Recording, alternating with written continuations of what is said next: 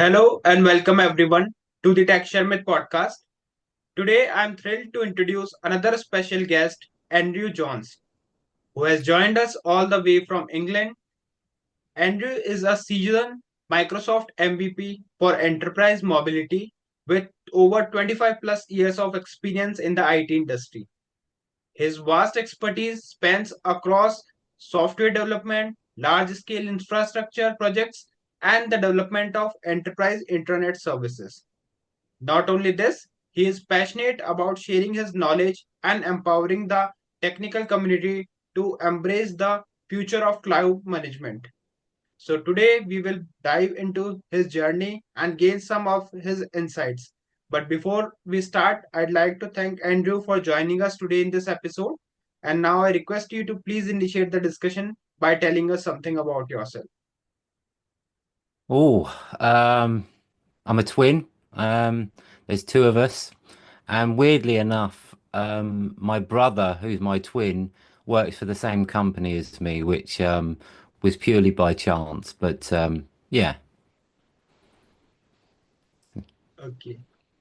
All right, so I think now we are good to initiate the discussion. So, could you please tell about your professional journey? Like you have over 25 plus years of experience in the IT industry, working across a wide range of technologies and role. So, can you walk us through your career path? Like, what was your first job, and how have the things changed over the time? yeah, sure. So came out of university. Not actually looking to go into the IT industry initially, but ended up working for a development company, a developer house in the UK, and ended up kind of moving around the UK really on site, living in hotels, going on site to customers and developing their code. And it was COBOL Kicks, right? COBOL Kicks, which maybe a lot of people don't know about, but it was used a lot within the industry, a lot within the banking industry, and I developed scripts and code effectively for those systems. I also worked on those on the in the millennium for the Millennium Bug and that kind of thing. So billing systems as well that I worked on, but that took me down to a job where I was working in London. I'm working for British Telecom. For that, they were a customer, and while I was there, basically, I was asked if I wanted to join, and I said no initially, and then they came back again, and I joined them. Right, so from that point onwards, I was in still in that team, but wanted to progress into different types of technologies very quickly, and the good thing is what BT have given me, they give me a great career in moving around and using all different technologies. So I've got a lot of experience in, intranet systems, email systems, just general website stuff, portals, proof of concepts of stuff internally to the company, and then it kind of progressed through design and architecture and into consultancy and then pre-sale. So I've kind of been in and around different departments and had various roles, and it's given me, a good varied career from that point of view. Okay. And if we talk about your early career, like early in your career, you played a key role in developing your company's internet service at BT. So, what were some of the challenges you faced at that time, and how did you see the internal IT evolve with the large organizations in the later days? Yeah, I mean, you got to remember I'm a little bit older here, right? So, I got involved in the internet services a fairly early stage when you didn't see these templated applications that are around now, your SAPs and your portals or be it SharePoint or whatever people use for their internet systems. I was developing code, HTML and XML and JavaScript, Java, doing all of that, those kind of development on individual services within the internet. And we developed, if you like, we were quite early on a package of this code, which then we then brought together and went and resold it to other companies because it was quite early on in that phase. Mhm. But as things progressed and things, companies started building purpose-built portals and software for intranet systems, it then became a lot more sophisticated, and it meant that you had all these widgets that you could search all these back-end systems and get everything all in one place as a user and write profiles and what have you. So when that started coming in, it wasn't efficient to do your own development. So the consequence of that was you would buy the software in on a license per user, and then deploy it. So I got involved with a lot of the proof of concepts of early portals like Plumtree, for example, was one at the time. Um, and I got involved with dealing with the suppliers, doing the Okay. testers, creating test scripts. Um, so it introduced me to a wide area of kind of business really outside of just coding. So I got an idea for how that kind of world worked essentially. Um, and then that led on to other things really. I became a manager of managed consultants, small and large teams, and basically progressed my career as my experience grew. Okay. All right. And during your tenure at BT, you manage various teams, including consultants, architects, and developers. So, what lessons you have learned from leading these different technical teams? Do you know my takeaway from a lot of these is whenever you're doesn't matter whether it's IT, doesn't matter Mhm. whether it's your architecture or development, what you get out of a job and what you put in is really dependent on the people you work with. Right. It's all about people at the end of the day. It doesn't matter whether you're, you build houses or you're an IT developer, right? It's about the people that you work with, and that's what makes your job enjoyable or not, as the case may be. But what I take from that is I think it's worthwhile working with people and getting the best out of their abilities, right? Working with their abilities and learning from their abilities yourself. Okay, so I've worked with a lot of managers that have taken a similar path to me in the past. And so they've been through that. They know the cycle of events. They know the kind of things that are gonna be problems where Mhm. you're gonna need to troubleshoot, how to handle customers.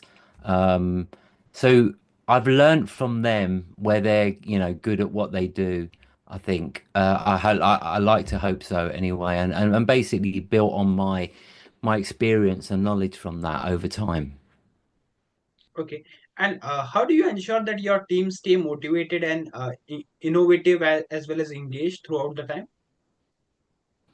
Um, so there's two ways of dealing with that, in my opinion, and I can say this now in hindsight because I've done it. At the time and when you're starting out, and maybe it's not so evident and obvious, but Right. I would say that you, like I said before, take the best of people, work with them, but always learn, continuously learn, right? Right. And if it means they're good at one coding language, then help them develop another one, and help them see a different perspective on it. If they're a tester, for example, introduce them to architecture and why they're coding in the way they do, but give them opportunity to understand where they fit in the whole wider piece of a project. And if you can do that, then I think people they kind of like their job. They understand what they're trying to achieve more, Right. and they also opens them up to opportunities where they might want to progress their career. But I think providing opportunities and allowing people to learn and build on their skills is a great way of kind of working with people. Yeah, Right. and understanding them, right? Because everyone's different. Everyone's got their issues, be it personal or work related. And in some situations, maybe that person's not right for the job. and you got to be brutal and actually be honest about that. But because it's not right for the business and it might not be right for them, they might be struggling. So I think basically teasing out of people what they do good, what they're good at, and basically helping them evolve their own experience. So that's what I take from managing other people in the past. Yeah, these are the actual point that everyone expect from a great leader, because if you don't know how your team is struggling with the things, then you are not able to provide them a proper solution. So yeah, this is something that keeps you a leader. For the likes of yourself, being a lot younger as well, I think nowadays it's easier in some ways, right? Mhm. Because you've got all this online material, all this content, right? Where if you want to go and learn something, you don't need your company to back you. You just Yeah. go and do it yourself. And there's a lot of technical communities out there that will help you. The MVP is one of those. Yes. So from that respect, it becomes a lot easier to broaden your knowledge. Whereas before, it wasn't so easy. You'd have to go on formal training courses, right? Which was out of the office, on site. Someone at the front of a classroom will be teaching you. And that still goes on and it's got its place. But I think nowadays people will sit at home. They don't need to do the traveling. They can just learn for themselves. So you've got training material and online training courses that are available to you. And I think companies are wide awake in understanding that they need to give their employees that opportunity and access to these training programs, if it's not their own. Yeah. Okay. And like if we talk about your colleagues, so throughout your career, have there been any colleagues or maybe the mentors whose collaboration not only enhanced your professional growth but also made the journey more enjoyable for you? Oh, that's a tough question, really, because there's Mhm. been so many. Ones to pick out are I've had a couple of great managers that I've learned a lot from, um, and not always technical stuff. Okay. Just kind of dealing with situations in kind of management world. I think there's also some great people, technical people in the last 10 years where I've been working as a consultant and pre-sales where they strive to be excellent at what they do and they put so much time and effort into learning and being available for other people Okay. as a champion that I've learned a hell of a lot from those. And I think one particular person is a guy called John Lunn who really kind of set the road, the ball rolling for the team I work in now. And he was like the first of us to become an MVP. Okay. And I think everyone kind of looked up to him because it takes a lot of commitment, right? And that started me down that road. And he ended up actually putting me forward and for MVP. So I salute John always for doing that, and it's appreciated. But yeah, probably there's two people, one particular manager and one more recent person that has influenced me, I should say, Mhm. in a positive way. Yeah. Okay, so thank you so much for giving those person a shout out, because they are the one like who made your job so enjoyable, and because of them only like you have learned a lot things. And same thing you are doing with others as well, because you are also a mentor for many other folks like who are learning from your work in the IT industry. So a big thank from all of them to you as well. Okay, Welcome. so let's talk a bit about your experience.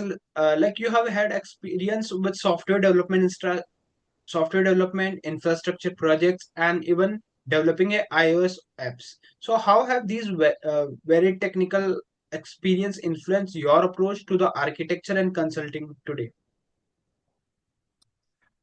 They're different. They're totally different, right? So I've Okay. worked on Microsoft platforms and servers, on Linux, on iOS,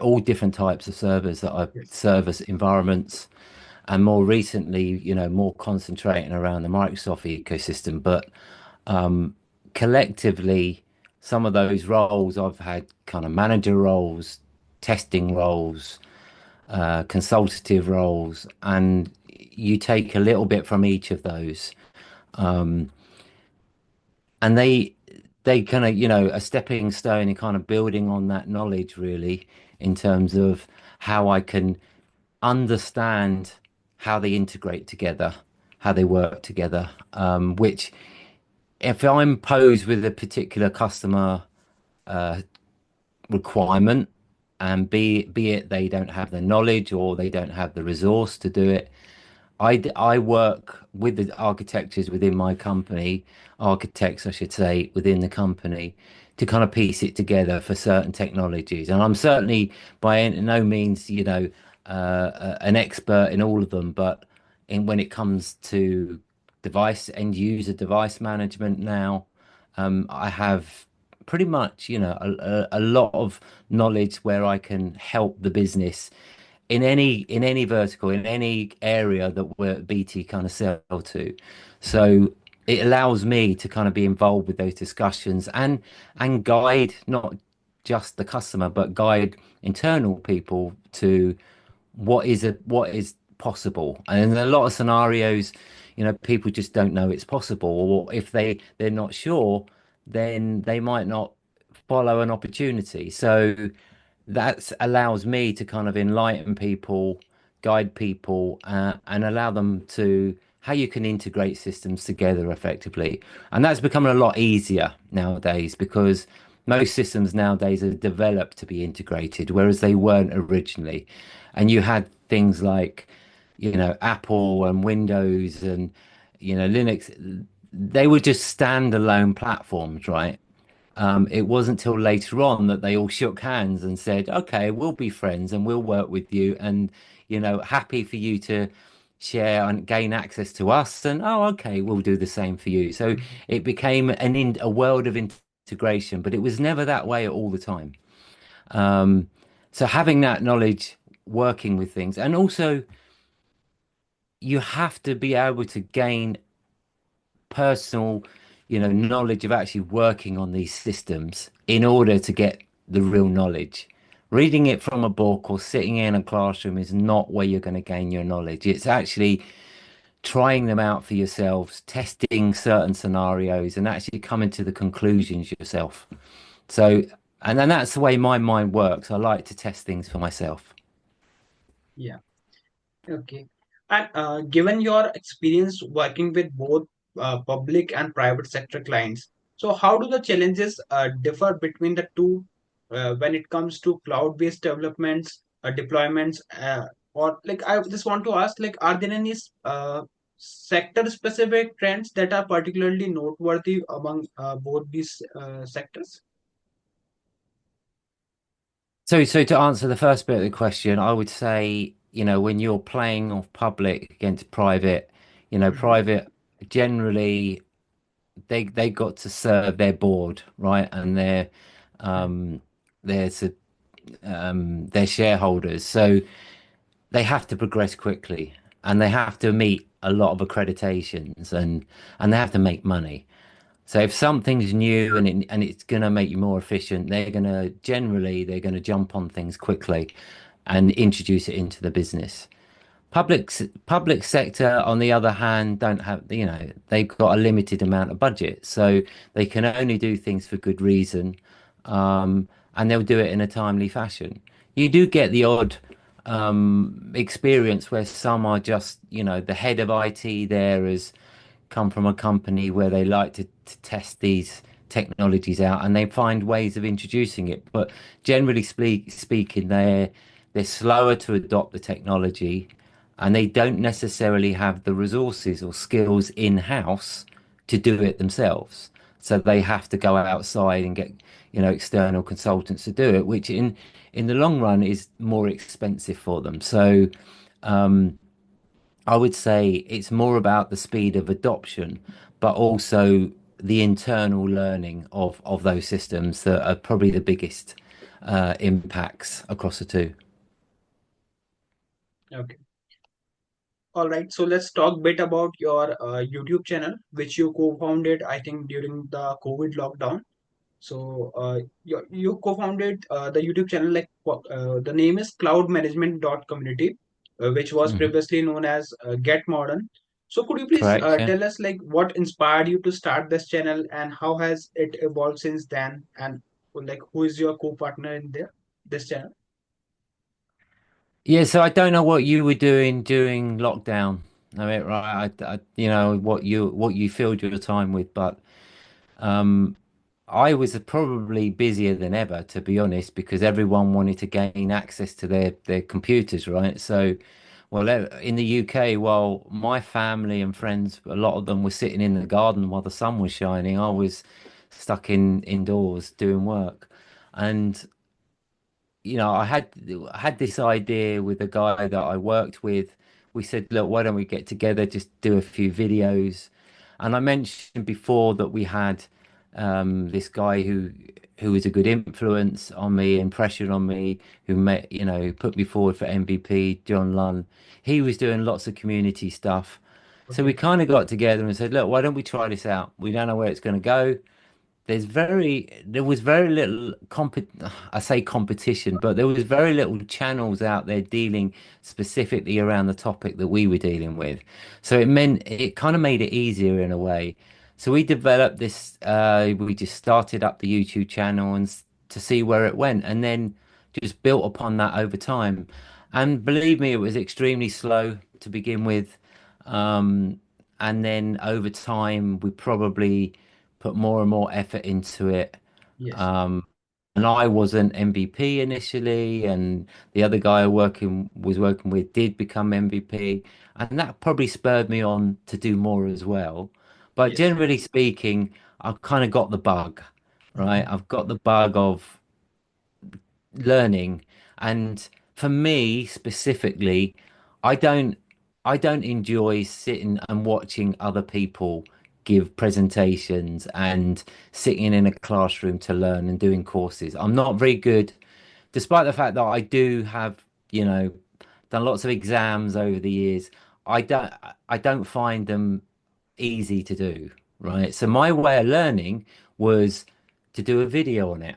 And then I thought, I'm not going to put my face to a video about a topic that Mhm. I don't know about. I'm going to have to learn it first and be Yes. at Right. least good enough to put it in a video and then put it out there for people to watch. Now, the chances are early doors, very few people watched it at all. But it gave me the success in my own mind to think I did it. And in order to do that, I had to learn a hell of a lot to get to that point. So for me, that was my way of learning. Okay. And So that's was what there any? spurred me on. Yeah. So was there any particular reason behind changing the name of the channel, or this is just to accommodate it with the community name? We got to a level where we were getting more and more subscribers, Okay. and we felt that it was necessary to kind of rebrand and be more accepting to people, so people we could recognize the name. So the brand name was important because it was Yes. community, and we were trying to entice a community to come and watch us. Mhm. So it fitted well at the time. Um, to be honest, things have completely changed now, right? So the guy I started up with has got his own YouTube channel.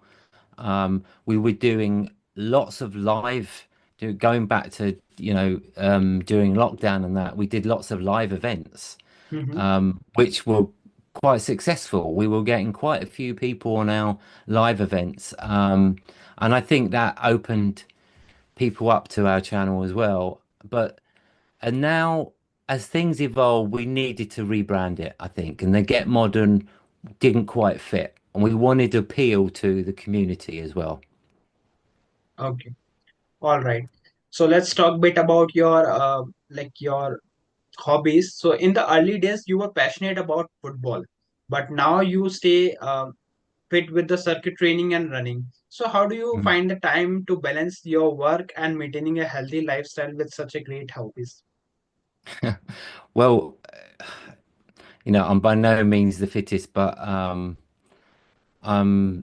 I'm 55 years old, and when you get to a certain age, you need to keep your bones working, right? So I used to play a lot of football, and as a result of that, I did get some injuries, Okay. which meant that, a few pains and aches or whatever in my knees, particularly. But I think what I need to keep a level of fitness rather than being sluggish all the time. So my choice right now is I do hit or high intensity training, but I do it in a field at 6:30 in the morning. So in a dark field at the moment with when it's raining and snow and rain and I've been doing that probably for the last 3 or 4 years. And it's a good group of guys that are very similar age, so I enjoy it. I enjoy that banter between the guys that I'm there with, and without that I wouldn't be doing it myself for sure. So Yes. that's my choice of really exercising now, and I do a bit of running as well. But I over the years I've been members of a gym and whatever. But so when I exercise, I generally exercise early in the morning, which gives me the energy, right, to come back. Generally, I will come back, and then if I'm doing community stuff, I'll have an hour or two to do some community stuff before I Mhm. start work. Um, by the evening, I'm tired, to be honest with you. But Yes. that's the way I balance it. And I've got a really supportive family, right? I almost forgot that. How I forgot that, I don't know. But I've got a very supportive family that, help me in a, you know, commit to community work. So All right. that's probably the recipe. All right. Okay, so like we have many things to discuss, but just because of the limitation of time, I would like to ask my last question. And this is regarding those students like who are also wanted to become a technical architect and consultant. So for those who looking to follow the similar path to yours in becoming the technical architect and consultant, what advice would you like to offer regarding building both technical expertise as well as a leadership skill that are necessary for the success? I would say anyone that wants to progress their career to be a consultant or an architect needs to be inquisitive, Okay. right? Anyone sitting there, maybe they're coding in a certain language, for example, and think, do you know what? How does that fit together in the rest of the system? How do I integrate that to something else? Oh, I can't think of that because that's not my role. No, go and ask. If you work with the people, you've got access to the people, or even your manager, say, open up and say to them, I'm really interested in understanding how the wider picture works, or what is the specific, the overall solution? Who is leading on the overall solution? Yes. Can I have a chat with them? Because I'm interested and I'd like to learn more. Just be inquisitive. As long as you've got the appetite to do it, be inquisitive and you will definitely learn and continuously learn no matter what it is. Don't stop learning, right? Even if it's on a website, if it's from a manager or colleague, or just continuously learn, and that will keep your mind working and it will allow you to build that knowledge over time. And it's not it won't come quickly, but if you're a technical person and you want to be slightly less technical, then learn the softer skills, but don't be afraid, Yes. Right. and don't be afraid to fail, right? I've done a couple of other podcasts in the past, and it seems to be a theme of me saying this, but when you're younger, you're actually a bit scared to fail, but don't be, right? Because everyone does it, and Yes. everyone Right. will fail. And not only that, you will learn from your failures. So to me, I would say, if you're thinking about doing stuff, but something's holding you back, and it's not really a big thing, just do it anyway. Do it and try it. What have you got to lose? So yeah, that would generally be my advice to people. Thank you so much, Andrew, for these very useful and implementable advice because those who wanted to make their career in the IT industry, for sure, it will give benefits to them. So, thank you once again for these advice and for joining us today in this episode. And I hope you also enjoyed the discussion. So, thank you once again. Great talking to you. Thanks very much for the opportunity. Thank you.